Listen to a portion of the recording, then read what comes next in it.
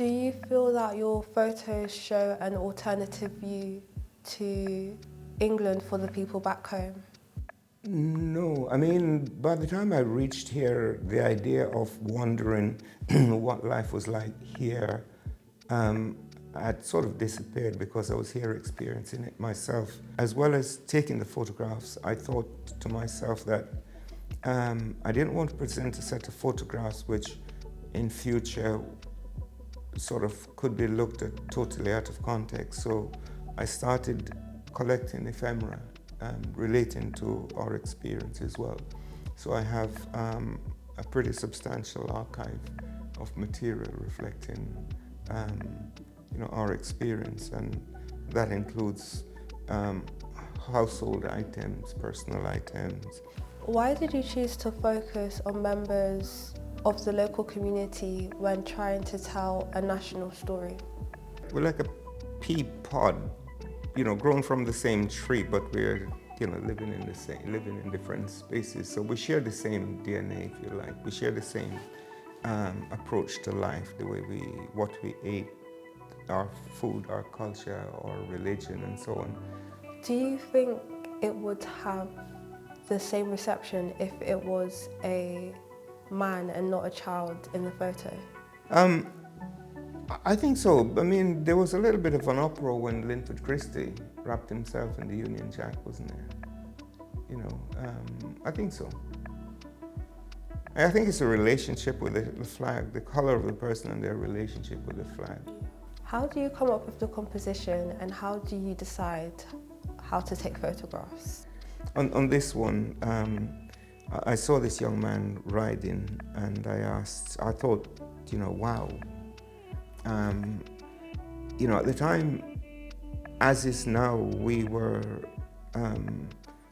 the whole subject of identity and belonging was very much, a big topic. And perhaps more so then, there were some radical groups that says, you can't be British if you're black, you're African and so on. So for me, after I got him where I wanted him, as I was constructing the photograph, the things that came to mind is what is the position of the flag within the photograph. And for me, the horizon, the middle of the flag, was to be on the horizon of the landscape, and the whole idea that the sun never sets on the empire. I really like the contrast between the candidness of the photo but also the intentionality. How did you take this photo? The framing of the photograph is, as you can see, I would like to think from all of these, is a way to invite the viewer into the photograph. I think if you have a well-framed photograph, it's easy on the eye to enter, and you can then start examining the contents of the photograph. How do you feel about your work being placed in the University of Warwick? They're looked at and taken seriously by those who pass by them. I mean, because I do spend a bit of time thinking about the contents of the photographs and the importance of the people and what they represent. I like the fact that they're in public and not in a collection in a box somewhere. That for me works really well, because I'm quite conscious of institutions with large collection of artists' work, and they're all lingering in an archive somewhere. So to have these on the wall, I think is even better for me, for them to be informing people on a daily basis.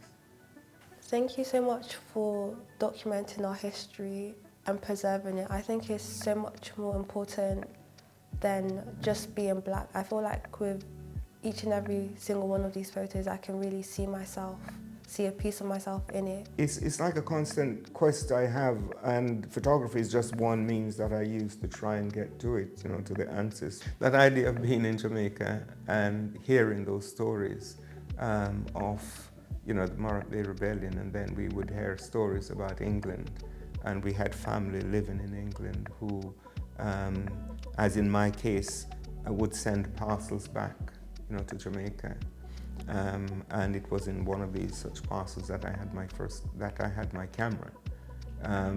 That was a link to England. I think for me that's where the whole quest for information, knowledge about about this experience, about our experience. I mean, as kids, we used to question, where is this place, England? Why are they there? Why is everyone that we know of? Why do we all want to be in England?